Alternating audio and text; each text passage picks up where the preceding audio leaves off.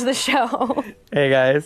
We're back. Andy, how are you? You know, just flannel. It's autumn. You know, I love this time of year, so why not? Yeah, Rebels season. Rebel season it is. Yeah, I never thought of it that way. We've got Rebels starting this week. Fourth and final season. I know. How's that feel for you? It's weird. It's obviously sad for me, but it's had a really good run. I'm really proud of it. I think it started off and it had to grow, and we had to figure out a slightly different way that we were going to produce it from Clone Wars. But by the end here, we've really figured out our storytelling and the characters. And I love these characters. It was very different to go from Anakin, Obi-Wan, Ahsoka, Rex to this ghost crew. And for a while, you're like, who are these people? They've really come to form, these characters, and their arcs are clear to me. And the actors have done a brilliant job. You know, I see them pretty consistently for the last 4 years, but I don't see the guys as much anymore. Yeah. Because we're done recording it. So only if we pick up lines here or there do I call them in. So sometimes I call some lines just to make them come in. Obviously, you can't and wouldn't want to tell us too much about what's coming up, but, you know, what should we prepare ourselves for? Everything's going to happen this season because it has to. I think things that you want to happen, things that you'd rather didn't happen, but it makes sense for the story. And a lot of people, I think, are dancing around what's ultimately going to happen, but no one's really quite hit it yet. It is, I would say, our best season. It is the one where I think we really got more things right than we got wrong. And there is no throwaway episode. No filler. There was no filler episode,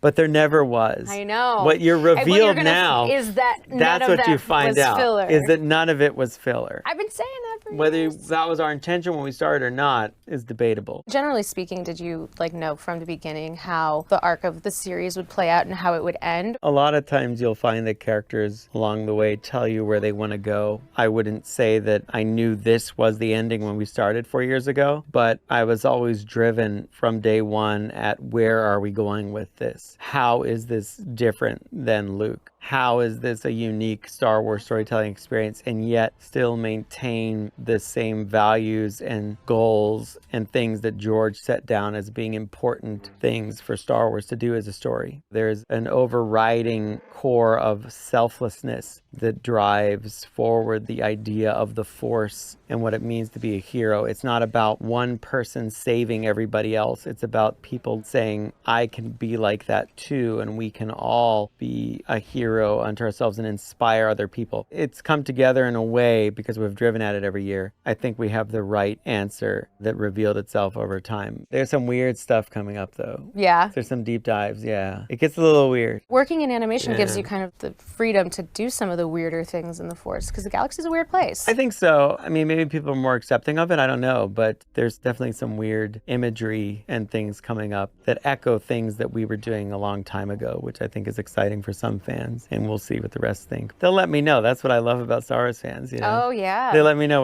whether they like it or they don't. And sometimes it's almost more entertaining when they don't like stuff because they can't do anything about it. I'm trying to do a lot of things now, and it makes things complicated, but in the best possible way, because hopefully it means that, you know, I just get to tell more stories, which is what I love to do most of all, is to tell great stories for the audience.